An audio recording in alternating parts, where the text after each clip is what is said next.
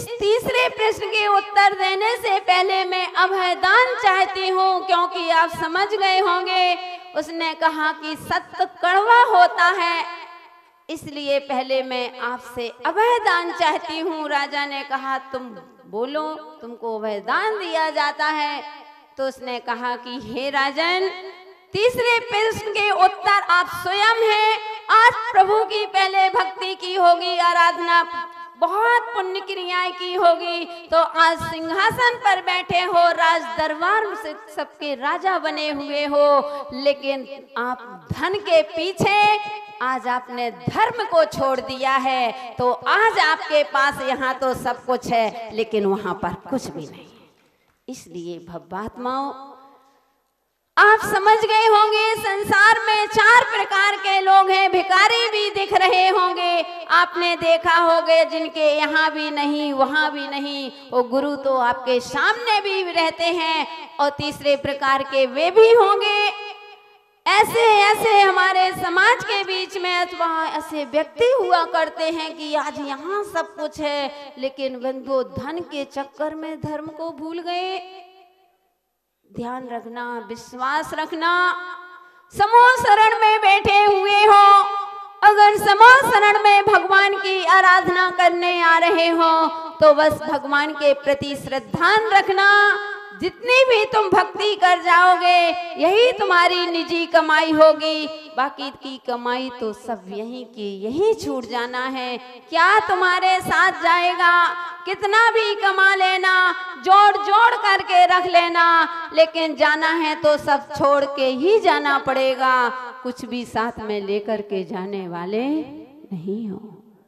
खूब कमाई रख देना कि यह बेटे के मेरा बेटा है, मेरा बेटा साथ देगा, मेरा बेटा बुढ़ापे में सहारा बनेगा। लेकिन पुण्य करोगे तो पड़ोसी भी तुम्हारा सब पानी देने आ जाएगा।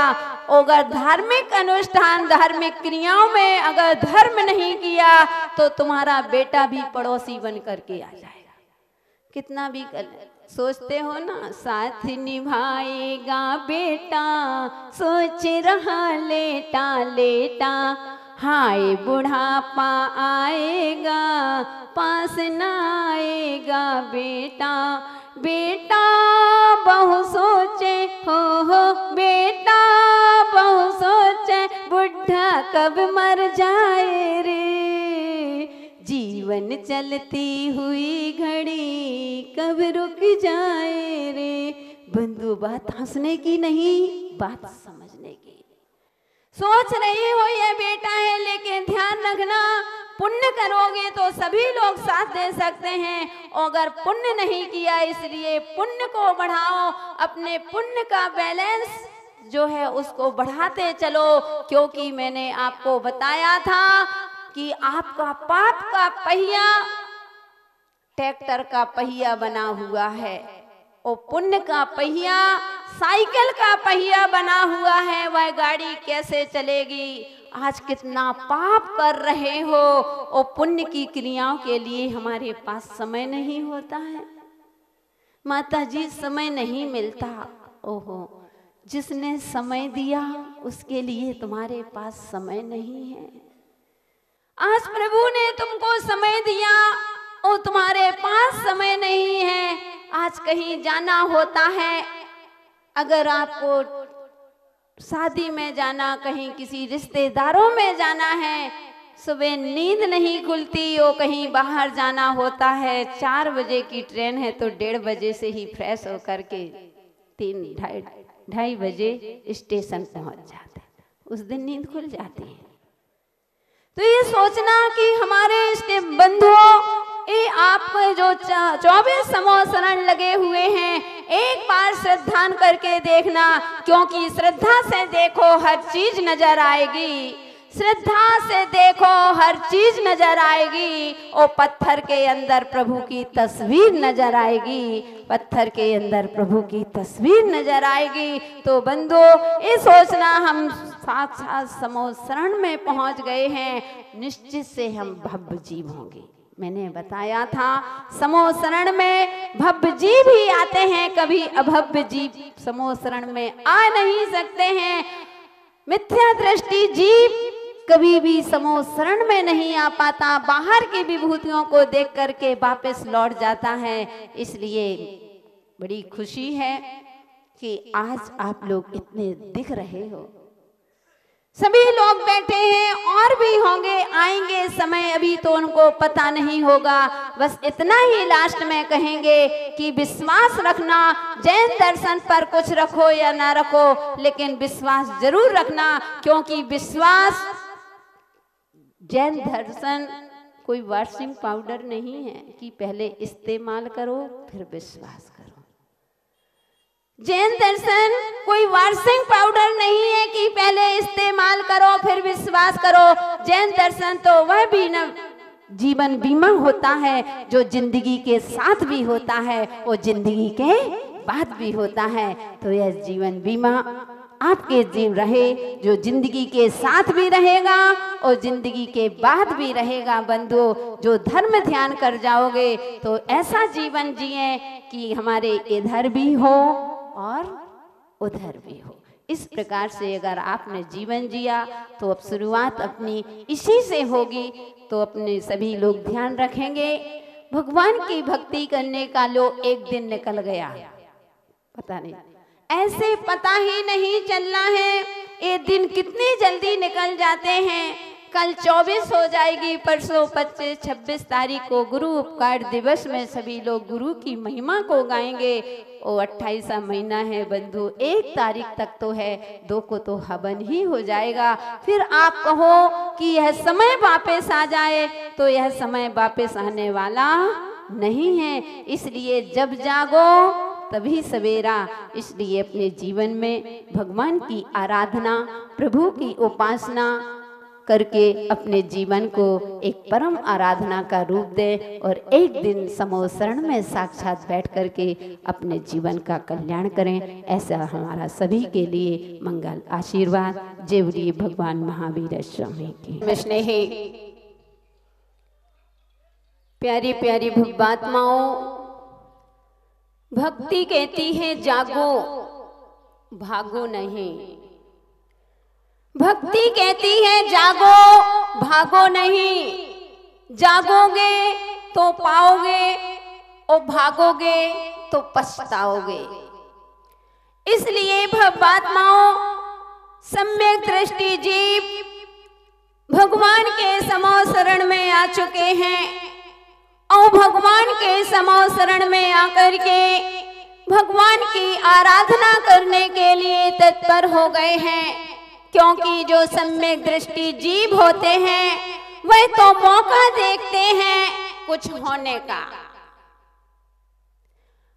मौका देखा करते हैं कुछ होने का, कुछ नहीं बहुत कुछ होने का, बहुत कुछ नहीं भगवान होने का मौका देखते हैं।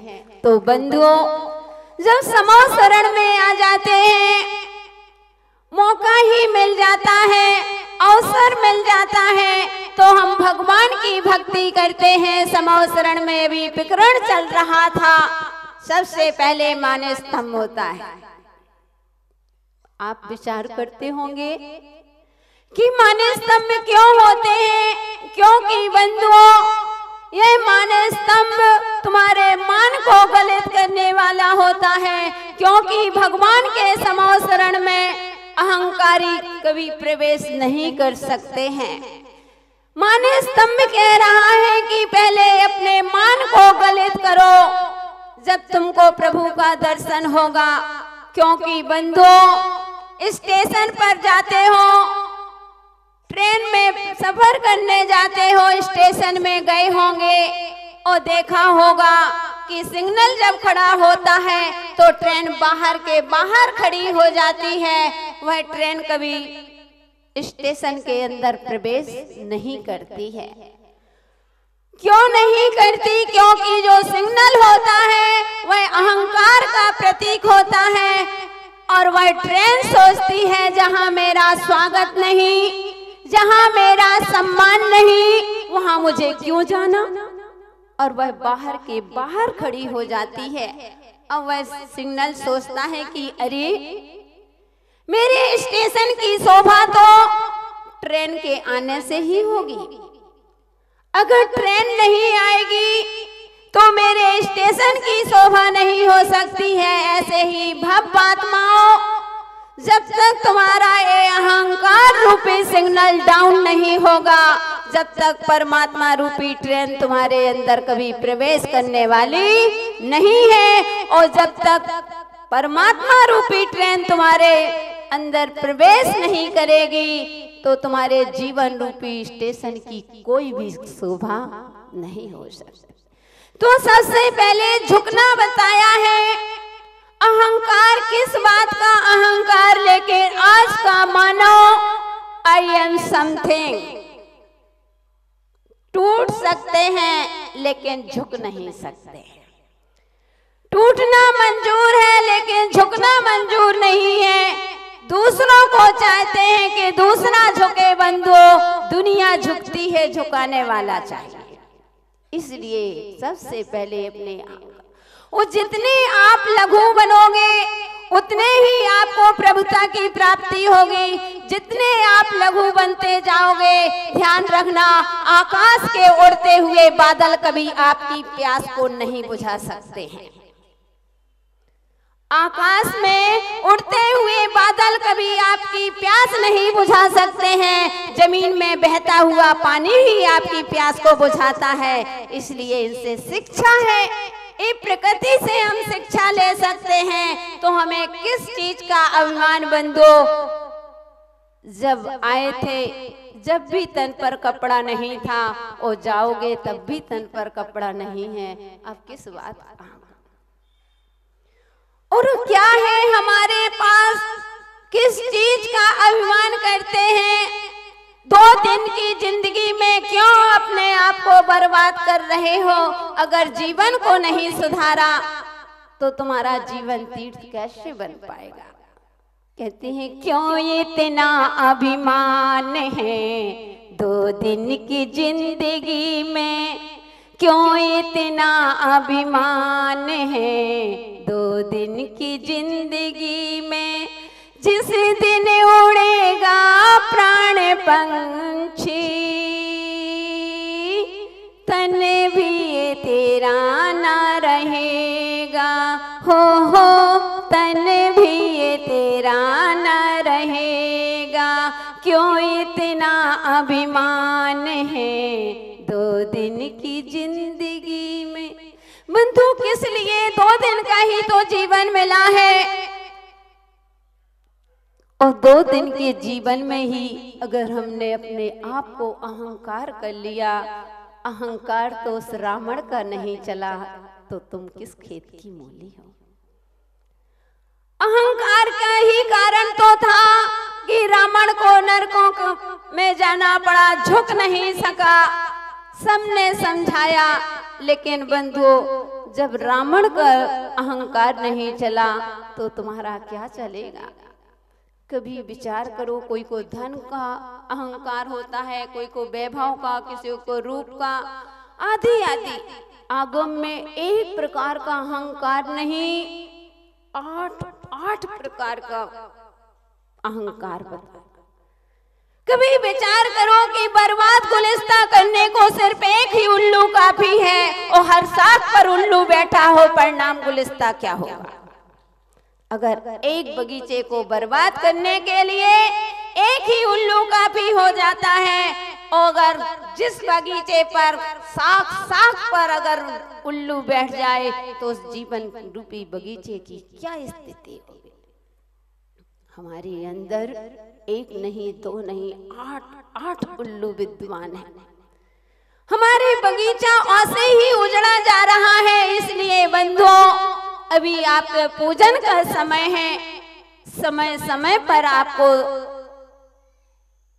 भगवान की वाणी का रसपान कराया जाएगा। इतना ही कहेंगे कि अपने जीवन में उस समय शरण में आए हो तो बंधु अहंकार का त्याग कर देना। कोई किसी का नहीं, किसका अभिमान कर रहे हो? जिसके लिए सब कुछ छोड़ता है वही तुम्हारे साथ छोड़ करके चला जाता है। इसलिए अपने जीवन में नम्रीभूत बनिए। जितने आप लघु बनोगे, आपका जीवन भले ही संसार से चले जाओगे, लेकिन आपका जीवन दीर्घकालीन रहेगा। और लेकिन आपने अहंकार किया तो तात्कालिकता में कहते हैं तुम्हारे मुख पर सबसे पहले जीभ आती है ना। जन्म होता है तो जीभ होती है, जिह्वा आती है और दांत बाद में आते हैं। लेकिन कभी विचार किया, जो पहले आती है वो अंत तक रहती है और दांत बाद में आते हैं, फिर भी पहले चले जाया करते हैं। कारण क्या है बताओगे क्या? वैसे ज्ञानी आत्मा है, बंगाई गांव की तो वैसे विद्वान लोग हैं। कुबेर जी बताओगे क्या कि जीभ पहले आ रही थी वो अंत तक रहती है और दांत बाद में आते हैं, पहले चले जाते हैं। कारण क्या है अंजू भैया, धुबड़ी के चक्रवर्ती जी बताओ। बंधु चलो कोई बात नहीं, हमको बंगाई गांव के चक्रवर्ती जी संकेत कर रहे हैं, कह रहे हैं माता जी दांत जो होते हैं कठोरता के प्रतीक होते हैं, कठोर हुआ करते हैं, इसलिए वह बाद में आकर के पहले चले जाते हैं। वो जीभ जो होती है वह नरम होती है, मुड़ जाती है, इसलिए पहले आती है और अंत तक रहती है। इसलिए बंधुओं, अगर साधारण में एक कलश भी होता है, एक घड़ा होता है, उस घड़े को अगर भरना है तो वह नल के नीचे उसको जाना ही पड़ेगा। वह बाल्टी कुएं में जाती है, अगर वह बाल्टी सोचे कि मुझे झुकना ना पड़े और मैं भर जाऊं, तो टीहू वासियों बताओ भरेगी क्या बाल्टी? नहीं भरेगी। आपको मालूम है, वह समझ रहे हैं, क्योंकि वह बाल्टी को अगर भरना है तो उसको झुकना तो पड़ेगा, तभी उसमें पानी आ पाएगा। अगर वह सोचे कि मैं झुकूं ना और मैं भर जाऊं, तो ना भूतो ना भविष्य थी। इसलिए बंधुओं, वह नल के नीचे पात्र जाएगा तभी भर पाएगा। इसलिए अपने जीवन में जितने खाली होते जाओ बहुत अच्छा, जितने झुकोगे उतने ही महान बनोगे।